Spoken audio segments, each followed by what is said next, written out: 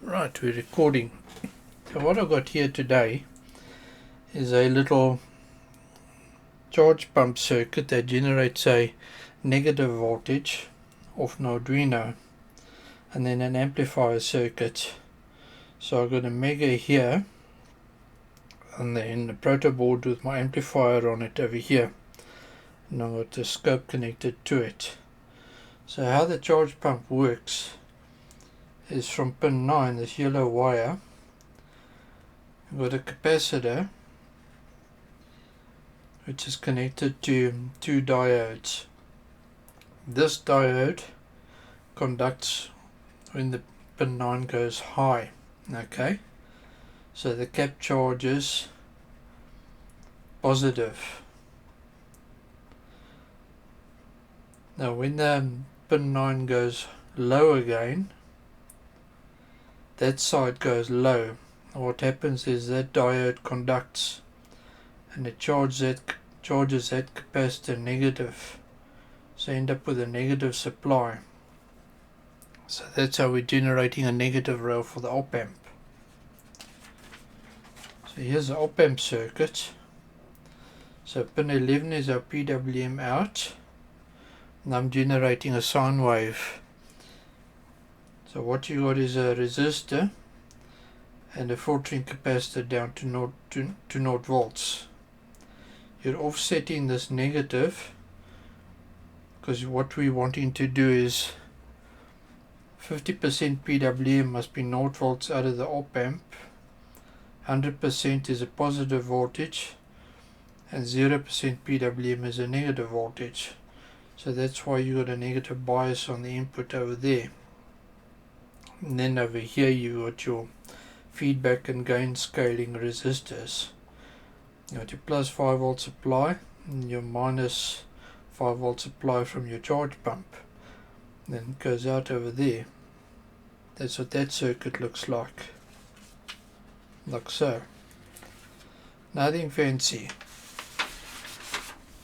So what you end up with coming out of the amplifier is a sine wave that looks like this, which is going from plus 4 volts,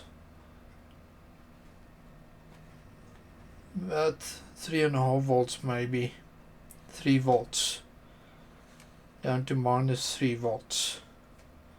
It depends on the amplification over here, and of course you can move it up and down by adjusting that pot over there. So that's what my scope trace looks like over there. Right, and the code is very simple. What you got is your sine PWM pin is 11. You need the mass library because you're going to be calculating the sine wave. Charge pump pin is pin 9. Table size is 256 points. You need pi for your mass calculation for the sine wave. So it starts off with sine index at 0. Next update, which is the count for the counter for the table, starts at 0. And then over here is our timer for the thing. I'm running it at 1 Hertz. So pin 9 the PWM, pin 11 then output, pin 9 is an output, and then analog right sine pin starts at 128 midpoint, so there's 0 volts out from the amp. In other words, we then set a fast update PWM on timer 1, which you're using to generate the PWM, and then next update is your timer value in microsecond that's elapsed. So the charge pump is very simple to operate. We set the pin high, wait a microsecond, set it low, Wait a microsecond. That's it, that's a charge pump. The sine generation, the value from the timer gets written to now. So if the timer is updated, so now minus next updated bigger than 0, so one of these times has elapsed, so it moves on to the next point in the table. The angle is 2 times pi times sine index divided by table size. The value, which is going to be written to the and log out,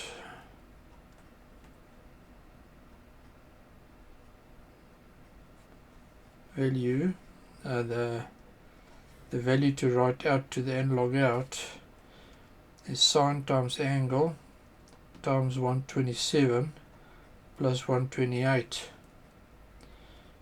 because we're offsetting it by 180 degrees.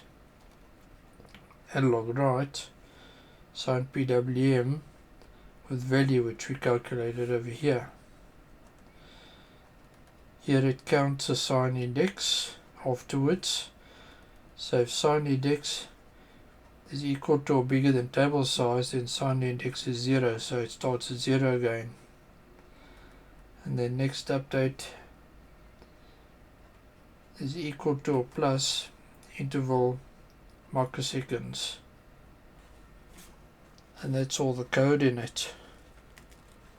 I tried using a lookup table, and that got complicated, so we decided to go for calculating the sine value using maths instead, which is working very nicely.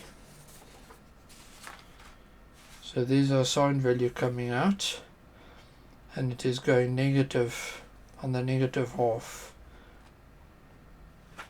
because we are using the charge pump to generate a negative supply rail.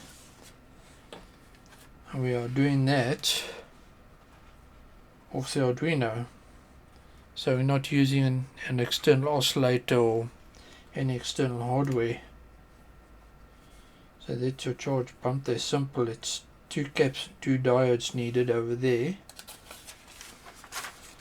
and using one of the op amps in LM358, and then that's classic stuff over there. That's textbook stuff for the amplifier. And it comes out looking like this, and any of the Arduinos will do it. And then you just need a bunch of resistors.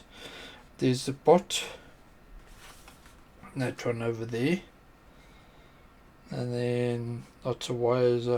There's the one diode over there and the other one over there, like that, for the charge pump. And these 2 wires are my scope probes, and I got hooked up over there. So that's it. This was a short little talk on how to generate a negative supply rail off an Arduino if you want to generate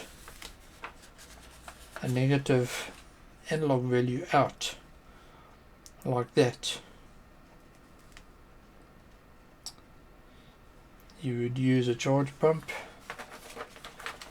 and that amplifier circuit over there like that. Very good. I think that's gonna wrap it up. Thanks for being here.